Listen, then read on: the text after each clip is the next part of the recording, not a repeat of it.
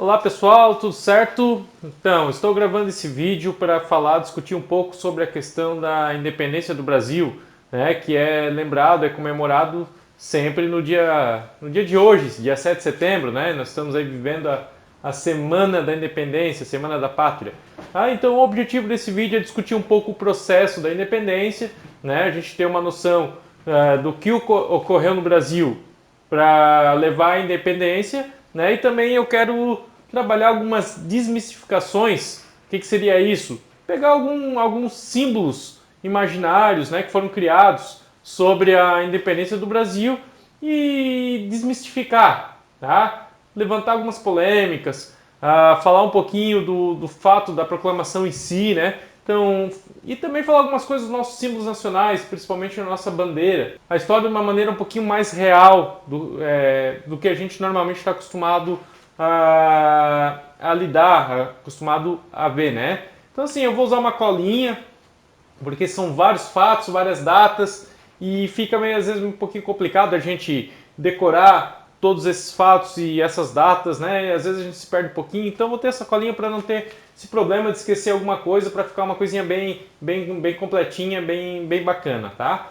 Então, assim, ó, a independência do Brasil ocorreu em 7 de setembro de 1822, né? Fato esse que a gente sempre lembra todo ano. Normalmente a gente faz os desfiles, as paradas militares para lembrar dessa data, né? Só que assim, não é uma coisa que ocorreu assim do nada. Chegou 7 de setembro, Dom Pedro vai lá e grita independência ou morte. Não, é um processo. A independência do Brasil é um processo que se iniciou bem antes, tá? Então, para a gente compreender essa independência, compreender o fato da independência do Brasil, precisamos primeiramente compreender o processo de independência do Brasil, tá? Mas como que isso ocorreu?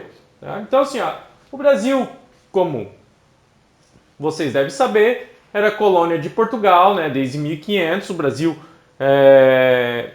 Portugal seria a dona do Brasil, a metrópole do Brasil, né? Então, ocorre lá na Europa, aí no começo do século XIX, as guerras napoleônicas, e o Napoleão, ele tinha problema ali, né? A França com a Inglaterra, ele acaba invadindo Portugal, e esse fato provocou a fuga da família real portuguesa para o Brasil, né? Então, Dom João VI era o príncipe de Portugal, ele vem para o Brasil, fugindo de Napoleão. Sua mãe, a rainha Dona Maria a Louca, fica em Portugal e ela acaba falecendo, né? E ele acaba se tornando o rei de Brasil e de Portugal, tá? Mas isso ocorre em 1808, quando Dom João VI vem para o Brasil.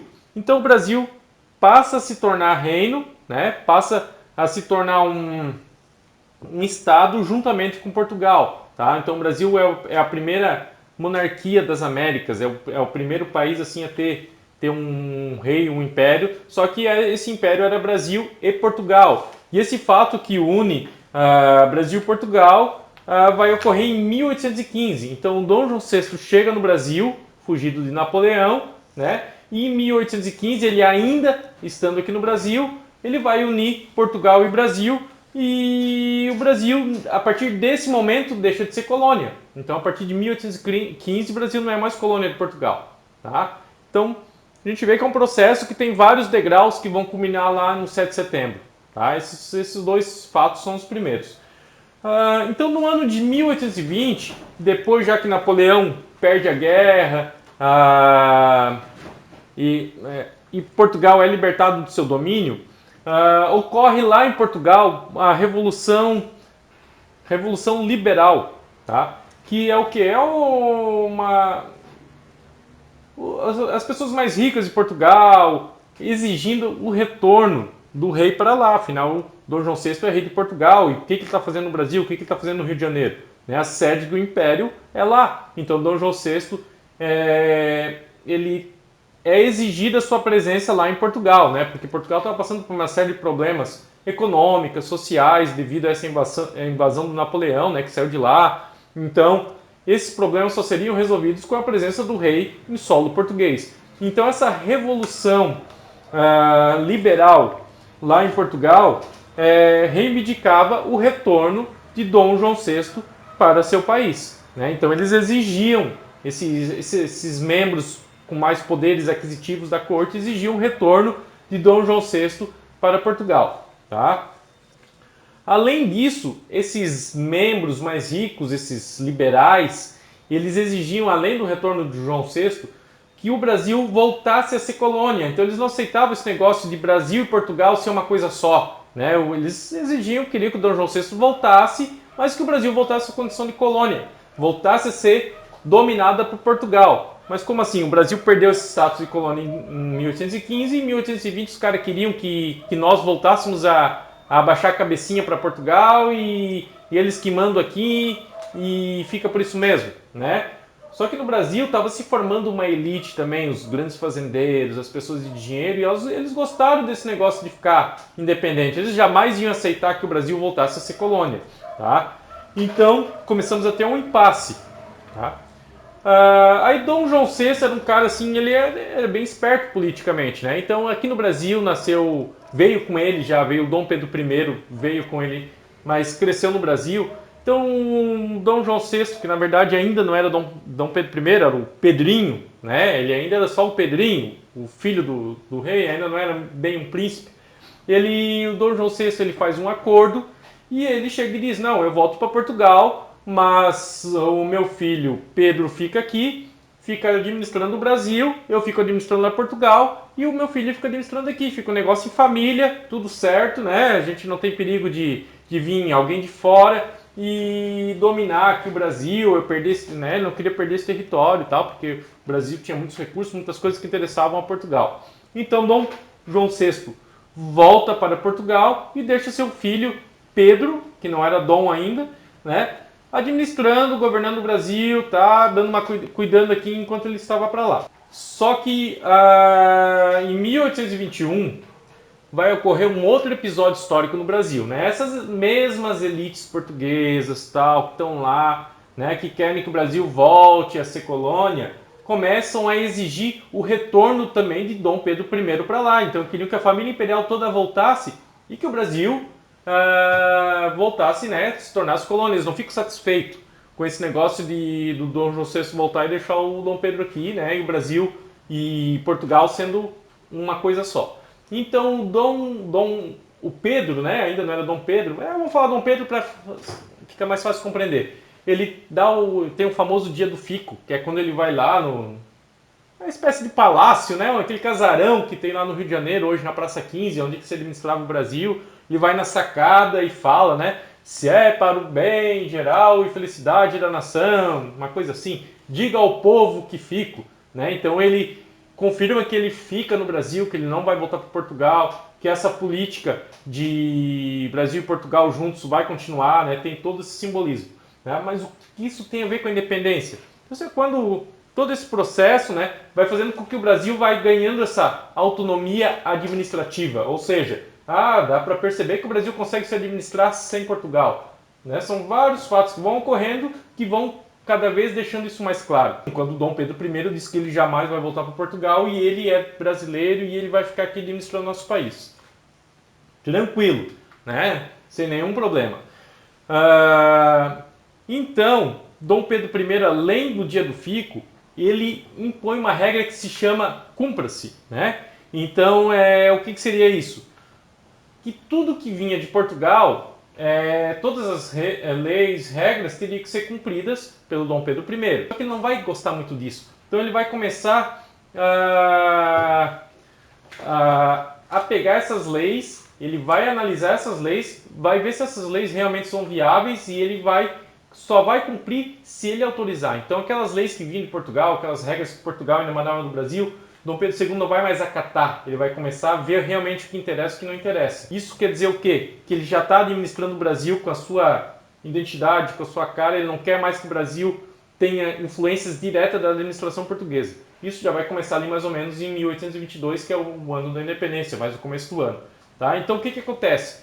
Dom Pedro I já é um líder, já é um governante brasileiro, né? Ele está dando uma cara, uma identidade para o país. Ele já está criando regras próprias, leis próprias. Apesar do Brasil ainda pertencer a Portugal, ainda estar junto com Portugal, mas o Brasil começa a caminhar sozinho, tá? Só que ainda pertencia a Portugal. Isso já começa em 1822 e está tudo pronto para a nossa independência. Então, Dom Pedro I, ele manda avisar lá em Portugal que ele não vai mais cumprir as leis, as regras de Portugal, né? E essa elite, apesar do pai dele estar lá em Portugal, né? Mas tem uma elite muito forte que está, tem impressão, essa elite manda avisar Dom Pedro I que eles não vão aceitar, que Dom Pedro I é obrigado a cumprir o que Portugal quer, senão ele vai ter que voltar para lá, tal. Dom Pedro I vai receber essas cartas no dia 7 de setembro.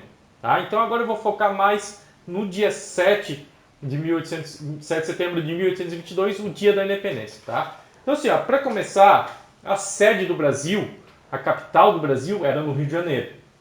A nossa independência vai ocorrer em São Paulo. Por quê? Porque São Paulo era uma província, né? Um estado, se chamava província, sempre foi meio rebelde. Né? Tem vários episódios na história do Brasil que São Paulo se rebela. E estava tendo um probleminha lá, né, com a província de São Paulo, e o Dom Pedro I vai a São Paulo para resolver esses problemas, né? E ele era casado com a Dona Leopoldina, que é a Imperatriz Leopoldina, até então Dona Leopoldina. Só que lá ele vai conhecer a tal de Marquesa de Santos, né? Uma marquesa que ele vai se apaixonar. Então ele vai lá para resolver um problema político e ele acaba conhecendo uma mulher que vai mexer muito com ele. E essa mulher, essa marquesa, mora na cidade de Santos, mas ela estava em São Paulo. E os dois retornam, vão para Santos, né? Dom Pedro I vai lá, vai junto com ela, vai lá namorar, né? Curtir um pouco, trair sua esposa, né? Era muito comum, tem essas histórias, né? Se a gente pesquisar muito a fundo, tem muitas histórias cabulosas aí, né? Tem outras que outro dia eu conto sobre Dom Pedro I. Então ele tem esse encontro amoroso com a Marquesa de Santos, lá em Santos. Ele também vai lá resolver algumas questões políticas, mas o principal motivo era esse encontro amoroso. E ele está retornando para o Rio de Janeiro. Naquela época não existia avião, não existia trem, não existia carro, né? Era tudo no lombo do jumento. Pensa que é cavalo? Não.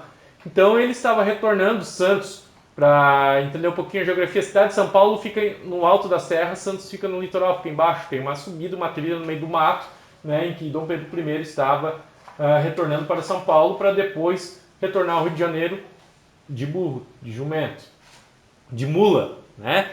Então, assim, a gente lembra daí agora daquele quadro do Pedro Américo, de Dom Pedro I, lá nas margens do Riacho do Ipiranga, em traje de gala, num cavalo pomposo, com uma espada, gritando independência ou morte, os dragões da independência o cercando, né? E depois, a próxima parte do vídeo, a gente vai discutir esse quadro, mas isso ali realmente não ocorreu daquela forma, tá? Então, o que ocorreu? Dom Pedro estava voltando de Santos e tem uma história que já é comprovada por vários historiadores, que ele estava com uma baita dor de barriga. Dizem até que ele já tinha parado 8 vezes para dar uma aliviada, né? Que a diarreia era forte. E então, imagina, o cara numa trilha, no meio do mato, com uma diarreia, né? E hoje é o herói da independência. Mas enfim, ele primeiro não estava com aquela roupa que aparece no quadro, que a gente já vai discutir, ele estava com um traje simples, porque não se viajava no meio do mato com um traje de gala, né? Ele estava muito abatido por conta dessa diarreia forte nele, desses problemas estomacais, né? E estava no lombo de uma mula, tá? Então aí a gente já começa a ter uma visão um pouquinho diferente, né? Então ele recebe dessa forma, numa mula, chegando próximo à cidade de São Paulo, ele recebe um grupo que vem trazer as cartas de Portugal, exigindo que ele voltasse, que senão eles iam vir para o Brasil, que o Brasil não podia mais continuar com ele aqui, não sei o que não aceita que o Brasil tenha suas próprias leis, que o Dom Pedro I não pode fazer o que ele quer. Então ele recebe essas cartas de Portugal, é onde que ele vai ver aquilo ali e vai dizer, não dá mais, o Brasil vai ter que ficar independente. Ele joga essas cartas longe e não fala independência ou morte. Tá? Enfim, não foi bem desse jeito que ocorreu, tá? Mas ocorreu que ele estava no meio do mato, numa trilha, numa mata fechada, e ele recebe essa notícia e diz que não dá mais, que a partir de agora nós vamos ter que ficar independentes, que o Brasil vai ter que se caminhar com as próprias pernas, né? Enfim, Dom Pedro I não grita independência ou morte conforme o quadro que a gente conhece. Tá? Isso é um fato bem importante. Pois bem, então vamos dar uma analisada agora, né, de maneira mais clara, a obra de Pedro Américo, chamada Independência ou Morte, né, ou O Grito do Ipiranga. Eu acho que todo mundo conhece esse quadro, ele vai estar aparecendo aqui e nós vamos estar falando sobre ele. Tá? Então esse quadro, para começo de conversa, ele foi pintado em 1888 lá na Itália. Tá? Então como é que o Pedro Américo vai pintar uma obra mais de 40 anos depois de um fato que já ocorreu e se ele nem está no Brasil?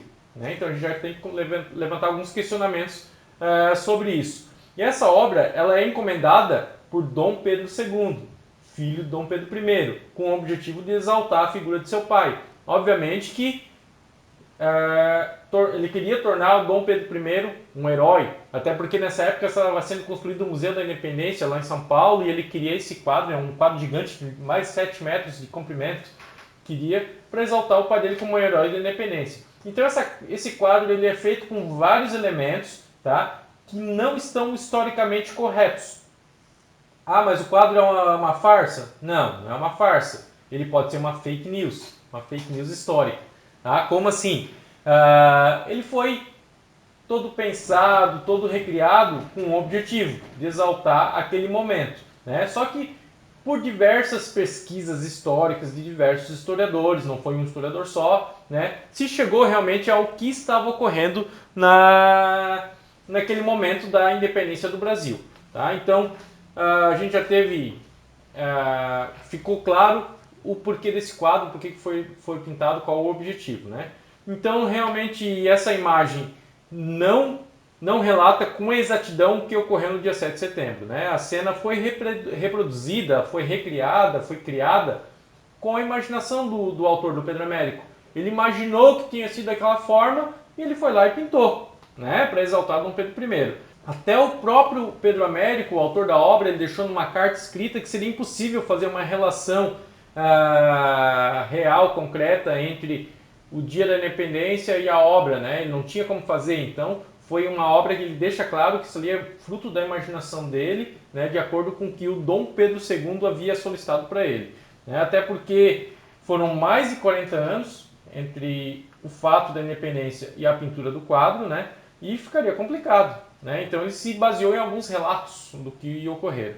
Então, assim, primeiro, como eu já falei, não se usava cavalos. Né? Então, esses cavalos que aparecem nessa obra, né, cavalos bonitos, isso não ocorreu. Né? Dom Pedro I estava em mulas, né? Ele estava andando de mulas, que era o comum, era o animais mais resistentes para fazer longas viagens nessa época, era no lombo de mula, não tinha cavalo, não existia cavalo. Beleza. Segundo, os uniformes também que Dom Pedro I está usando, a sua comitiva, são uniformes de gala. Jamais se viajar no Brasil, no meio do mato, no lombo de mula, de uniforme de gala, né? O uniforme de gala é para um evento de gala. Então, aquele uniforme, aquela roupa não era daquela forma. E só um detalhe. Como que se sabe isso? Vários relatos de pessoas que testemunharam o ato da independência falam do que realmente ocorria, principalmente da diarreia do Dom Pedro I. A pintura retrata o episódio de maneira grandiosa, de maneira heróica, né? O Pedro Américo, o pintor, ele cria todo um cenário para exaltar o ato da independência do Brasil. Se a gente pegar e comparar, existe uma obra de um pintor francês que fala de uma batalha de Napoleão. Então, Dom Pedro I ele tem inspiração em Napoleão. E esse quadro ele é quase uma inspiração desse quadro Napoleão. Então, eu vou botar as duas imagens aqui para vocês compararem de onde que surgiu a ideia do Pedro Américo. Tranquilo? Então, no centro dessa obra, a gente percebe que Dom Pedro, então príncipe regente do Brasil, está montado a cavalo com um uniforme de gala e erguendo uma espada. Né? A sua comitiva está à direita e é formada por cerca de 10 homens que erguem seus chapéus. À frente deles tinha cerca de 30 soldados, os dragões da independência, que existe até hoje. Quando um presidente toma posse, no 7 de setembro eles desfilam lá em Brasília, né? Eles estão também com uniforme de gala e formam um semicírculo que erguem suas espadas. A guarda, os dragões da independência até existiam, não eram dragões da independência, só dragões, era uma espécie de guarda real que existia, né? E esse uniforme foi criado só alguns anos depois. Então, aquela guarda daquela forma também não existia, não estavam ali. Tá? Os soldados, então, né, pelo que a gente percebe, eles foram pegos de surpresa pelo gesto do Dom Pedro. Né? A gente percebe pelo movimento dos animais, pelo gesto que eles estão recuando. Né? A gente nota também aqui, ó, nessa imagem que ali no canto há uma pessoa, um civil, uma pessoa que não é da comitiva, não é militar, que está usando uma cartola e ergue um guarda-chuva. Né? Até tem alguns relatos que dizem que é o próprio Pedro Américo que se pintou no quadro. Né? Então, o cara nem viveu aquilo ali. O que ele estava fazendo naquela obra? Né? Então ele se pintou ali com o objetivo, né, de entrar para a história. Enfim, é o autorretrato dele. Então a gente percebe à esquerda do quadro 3 figuras populares. Tem um homem conduzindo um carro de boi, carregando toras de madeira, e olha a cena assustado ou curioso. Né? A gente percebe também que atrás tem um outro montado a cavalo, e mais ao fundo um negro conduzindo um jumento, que segue de costas para o grupo. Tá? Qual é a ideia de botar essas pessoas? São pessoas do povo, né? Trabalhadores, fazendeiros, que seria as testemunhas da história, o povo vendo, né? Que na verdade isso não ocorreu, né? Não teve isso ali. Para começar, era uma mata fechada, o riacho nem ficava onde está nesse quadro, ficava mais longe ainda desse monte que existe de fato, né? O monte lá do Ipiranga, mas o riacho ficava bem mais longe, então o pintor até o rio, o pintor aproximou, né? Então, tudo isso é uma imagem recriada. Até aquela casa, aquele casebre que aparece ali no fundo à direita, que compõe a cena, não existia. Então é chamada de Casa do Grito. Né? Na verdade, essa casa foi criada bem depois, também não existia nesse momento. Também aquela comitiva de Dom Pedro I, tem relatos que falam que eram 40 pessoas, na verdade não passavam de 10, não viajava com tanta gente assim, né? E até a postura de Dom Pedro I a gente pode ver que, né, ele está ali como um herói e tal. E isso ali realmente não condiz com a realidade, porque afinal ele estava ruim das pernas ou da barriga, né? Ele estava muito mal de saúde, segundo relatos de quem realmente testemunhou. Dom Pedro I mal tinha forças para ficar sobre a mula, de tão ruim que ele estava, ruim de estômago, o negócio estava feio pro lado dele, né? E até falam que o Riacho do Ipiranga ele existe até hoje, e ele é um rio muito poluído. E falam que antes de Dom Pedro I era um rio muito limpo, depois que ele passou por ali, o negócio desandou, né? Dessa diarreia. Mas enfim. Então assim, o que a gente quer ver nesse quadro? São vários elementos que foram recriados para exaltar essa figura de Dom Pedro I. Né? A gente percebe que o cavalo não está certo, o povo não estava ali, o rio não está no lugar certo, essa guarda, esses dragões independentes não estavam nessa roupa, nem estavam ali, aquela casa não existia, né? Então é uma pintura criada, forjada, né, para exaltar a figura de Dom Pedro I. Ela é usada, né, ela foi por muito tempo, como foi, as pessoas acreditaram que realmente ocorreu daquela forma. Ela serve hoje como uma fonte histórica para a gente contrapor a certos argumentos, a certos textos mais antigos. Ela serve como uma fonte histórica e é uma obra artística que não dá para discutir, né? Ela é uma obra artística indiscutível. Outra coisa, né, que também não é desse tempo, mas que é um símbolo da independência, né, que a gente usa, o símbolo que mais se usa hoje é a bandeira do Brasil, né? Essa bandeira verde, amarela, azul e branca. Enfim, essa bandeira é uma bandeira republicana, ela foi adotada anos depois, a partir de 1890, quando o Brasil vira uma república, né? E a gente usa ela hoje, se fala muito, né, na independência do verde e amarelo, que vem da bandeira. Mas vocês sabiam da onde que vem esse verde e amarelo? O verde é das matas, que aliás estão sediando, né? E o amarelo das riquezas, do ouro, dessas coisas, né? Tenho certeza que vocês já ouviram falar nisso, mas não é bem assim essa história também não, tá? Então assim, quando a gente fala em bandeira, quando a gente vê o verde e o amarelo, essa bandeira que nós temos hoje, ela vem da bandeira imperial, da bandeira da família imperial. A única coisa que mudou foi o centro. Então eu vou botar aqui a bandeira imperial para a gente ter uma noção. Né? Então a gente percebe que a bandeira se manteve com a proclamação da República, por quê? Porque até se tentou vários projetos, uma bandeira para uma bandeira nacional, só que o povo não gostou. Né? Dá uma olhadinha nos projetos da nossa bandeira aí, o que vocês acham? Né? Até uma cópia da bandeira dos Estados Unidos tentaram para o nosso país. Obviamente que o povo não gostou. Então, quando se proclamou a República, em 1889, a República foi também, daria uma outra história, né? Também o povo não participa muito, tal. Então, quando se proclamou, se criou,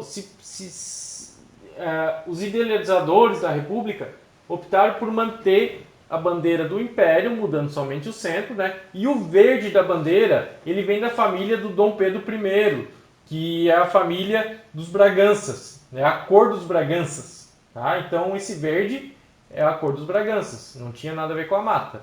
E o amarelo, o losango amarelo do meio, ele é da Dona Leopoldina, da família da Dona Leopoldina, né? Que é os Habsburg, que ela é austríaca. Então é a junção da família do Dom Pedro I com a da Imperatriz Leopoldina, né? A bandeira verde e amarela. Então é uma bandeira imperial da família imperial. Tá? Então, quando se fala no verde das riquezas, no verde das florestas, das matas, no amarelo da riqueza, não é bem correto também essa afirmação. Tá? É a bandeira imperial com as cores da família imperial, que se manteve por quê? Porque o povo gostava da bandeira, não quiseram trocar a bandeira do Brasil. Né? Então mantiveram a bandeira do Brasil. Né? Outra coisa também que se manteve aí, que a gente canta hoje, o ouvido do Ipiranga, as margens plácidas, que a gente viu que não ocorreu, né? Nosso hino, ele foi criado, a letra do nosso hino foi criada com a República, porém a melodia é imperial, né? Então a música do nosso hino, ela vem desde a época do Império também, é outro símbolo que se manteve no Brasil, né? Então só mudou a letra, tá? Mas o que a gente pode tirar de lição de tudo isso? Tá? Primeiro, a história muitas vezes ela é criada, ela é forjada com o objetivo de se criar heróis, né? E pessoas que fizeram grandes feitos. A independência foi um grande feito? Foi. Mas a história criada em cima da independência tem um objetivo de exaltar a figura de Dom Pedro I. Né? Claro, ele foi muito importante, o Brasil realmente se tornou independente, tal, isso foi bom, porém a história não é muito bem como é retratada. Né? A própria bandeira, né, a gente vê isso, que ela vem desde a época do Império, ela tem um símbolo da família imperial, né? A gente acaba aprendendo às vezes de uma outra forma. Né? E sobre o processo de independência, então só para finalizar, como é que ocorreu? O Brasil então ficou independente ali a partir daquele momento, em 7 de setembro de 1822. Alguns países, Estados Unidos, México, depois Inglaterra, reconhecem a independência. Portugal só vai reconhecer 3 anos depois, em 1825. Só que tem uma história bem estranha. Né? Portugal tinha uma dívida com a Inglaterra, né? Dá 10 milhões de libras esterlinas, que se pegar, trazer hoje, né, para as moedas atuais, dá mais de 1 bilhão de reais. Então Portugal tinha essa dívida com a Inglaterra. Aí Portugal, né, chega para Dom Pedro II, Dom Pedro I e propõe, então é o seguinte, nós vamos reconhecer a independência do Brasil, porém vocês vão ter que pagar uma indenização, não vai ficar barato. Aí o Brasil, mas como assim? Nós temos uma dívida com a Inglaterra, vocês vão pagar essa dívida com a Inglaterra. Só que o Brasil não tinha esse dinheiro, era muito dinheiro para a época. O que o Brasil faz? Vai lá na Inglaterra, não tem como emprestar aí 10 milhões de libras esterlinas para nós, para pagar essa dívida? A Inglaterra, sim, Portugal já está devendo. Então, o Brasil vai pegar dinheiro emprestado da Inglaterra para Portugal pagar uma dívida com a Inglaterra. Né? Então, a nossa independência nasce dessa forma. Então o Brasil paga uma dívida de Portugal, pega dinheiro e esse dinheiro nunca saiu da Inglaterra. A Inglaterra, né, ficou bem, ficou com esse dinheiro, o Brasil ficou devendo esse dinheiro para a Inglaterra, Portugal ficou sem dívida com a Inglaterra. E aí o Brasil, independente, começa a sua dependência de capital, de dinheiro. Então primeiro da Inglaterra vai depender de tudo da Inglaterra, dinheiro, tecnologias, os ingleses vão vir com o Brasil instalar indústrias, né? Desenvolver ferrovias. O Brasil passa a ficar muito dependente da Inglaterra, então ele fica independente de Portugal, mas ele vai ficar dependente da Inglaterra até o final aí da Primeira Guerra, próximo da Segunda Guerra, quando começa a nossa dependência dos Estados Unidos. Né? E essa dependência vai até pouco tempo atrás, até aí 2007, 2008, né, quando o Brasil já não vai mais depender de ninguém, quando o Brasil começa a dar com as próprias pernas, quando o Brasil vai começar realmente a querer ficar independente financeiramente de outros países. Né? E outra coisa que aconteceu também com a nossa independência é que não se alterou a estrutura social do Brasil. Várias outras colônias da América que ficaram independentes, como os Estados Unidos, implantaram a república, aboliram a escravidão, né? Deram uma mexida nessa estrutura social. e política. O Brasil não. O Brasil ele vai continuar sendo um império, só que não vai imperar sobre ninguém, vai manter os escravos, vai manter uma elite aristocrática, agrária, né? E não vai mudar essa estrutura. Então o Brasil vai continuar praticamente igual quando pertencia a Portugal. A diferença é que a coisa vai ficar mais aqui organizada dentro do nosso país, né? Então, qual é a lição? O Brasil fica independente, mas já começa a ficar dependente financeiramente da Inglaterra e não se altera a estrutura social, tão pouco política, né, e econômica do nosso país. O Brasil continua sendo a mesma coisa que era com Portugal. Então, assim, ó, por isso que nós temos que fazer algumas reflexões. Ah, mas aí os historiadores são tudo chato, o professor é chato, fica só falando mal. Não, nós temos que sempre questionar, sempre levantar questionamentos, né, se realmente o que ocorreu. Infelizmente não teve grande participação popular na independência do Brasil. Foi um movimento feito de cima, feito em casa, né, de pai para filho, e o povo meio que não entendeu o que estava ocorrendo. Ah, mas é as guerras de independência, como os Estados Unidos, como outros países da América. De fato, a gente tem vários movimentos que vão lutar pela independência do Brasil desde o século XVIII, né? Mas alguns já queriam implantar a república, queriam a independência de seus estados, de Portugal e do Brasil, né?